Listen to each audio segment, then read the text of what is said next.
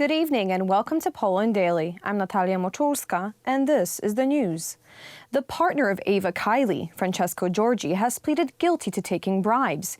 Eva Kaili was arrested on Sunday by a Belgian court decision, and on Tuesday she was dismissed from her position as vice president of the European Parliament. Charges against her and 3 others include corruption, participation in a criminal group, and money laundering.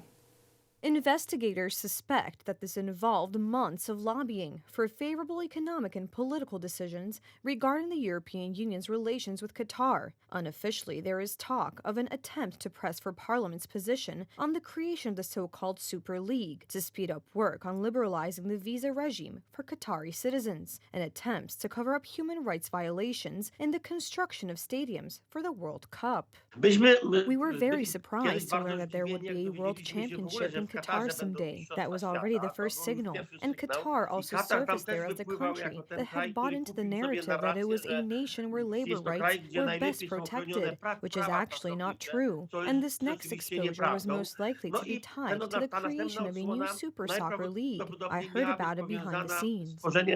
Eva Kaili's family and other politicians are also implicated. Kaili's partner Francesco Giorgi was said to have testified that money from Qatar may have been received by Belgian MEP Mark Tarabella and Italian MEP Andrea Cozzolino. In addition, charges in the case were heard by former Italian MEP Pier Antonio Panzeri and his wife and daughter, among others. The corruption scandal in Parliament is a major scandal. Those who try to lecture some countries, including Poland, about what the rule of law is really should take a closer look at themselves.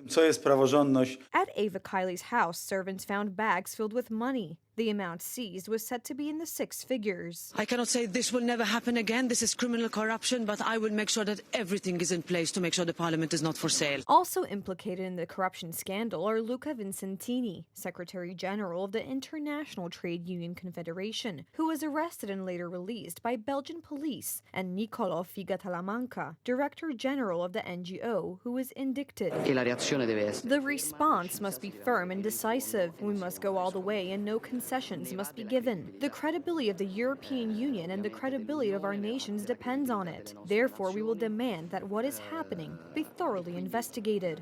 Qatar denies all allegations. The European Parliament has not created proper practical mechanisms to fight corruption. Such situations were, are, and will be if nothing changes. If there is no radical remedy, then they will recur. This projects the image of the Parliament and the way it is perceived by the 500 million citizens that politicians in EU Parliament represent.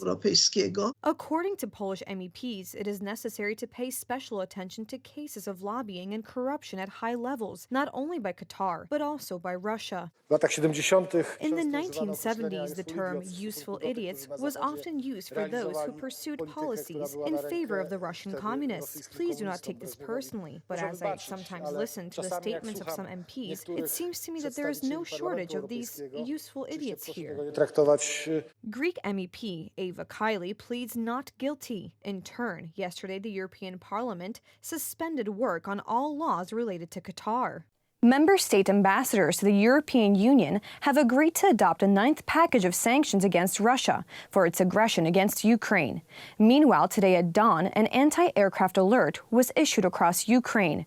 Russia again attacked with missiles fired from aircraft and ships in the Black Sea. The 9th sanctions package has blacklisted nearly 200 Russian individuals and entities. The restrictions primarily hit the mining industry. In addition, the European Parliament has agreed to provide Ukraine with another 18 billion euros in financial aid. President Volodymyr Zelensky reminds us how much depends on Russia's strategy to destroy Ukraine's energy infrastructure. Let me be clear, Russia will not succeed. Ukraine will be surrounded by our support until the last day of the war. However, the consultations preceding the compromise concluded yesterday were extremely difficult. Some countries, including Poland, demanded a further expansion of the 9th sanctions package. Economic sanctions extend the list of dual-use items under enhanced export controls. This is very important. Anyone who knows the characteristics of the Russian economy knows how much they wanted such a sanction not to appear in this package. Meanwhile, Belarusian media reported that Vladimir Putin is scheduled to visit Mińsk on Monday. This will be the first meeting between Putin and Alexander Lukashenko to take place in Belarus after nearly 3 years. The president's consultations will precede Belarusian military maneuvers. Their purpose, according to the Russian Federation Defense Ministry, is to build operational coordination. He will persuade and coerce Lukashenko to join this ground operation, which he is undoubtedly preparing from the Belarusian territory as well.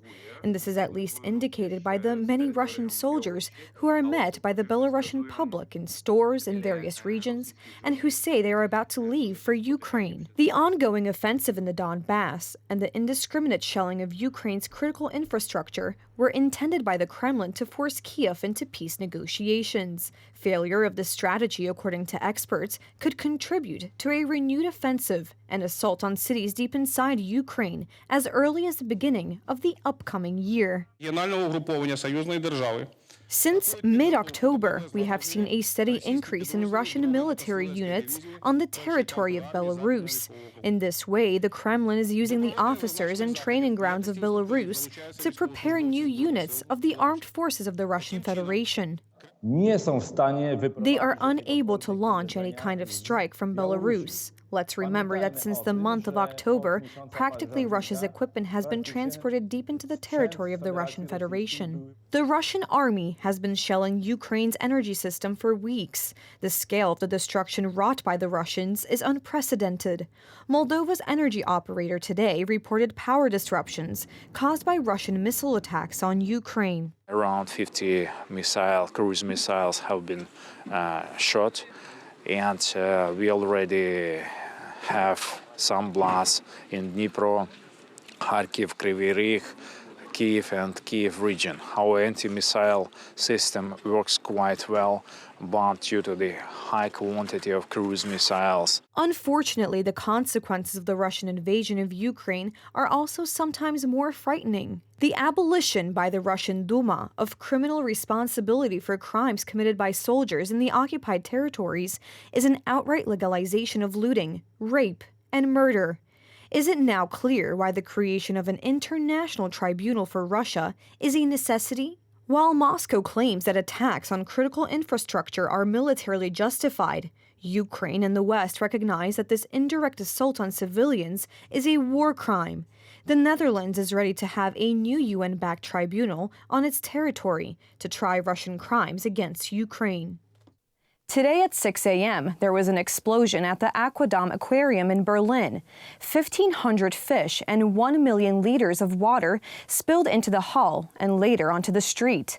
2 people were injured. All guests of the Radisson Blu Hotel were evacuated. Chaos. Just chaos. The whole aquarium burst and what's left is total devastation. Lots of dead fish, debris.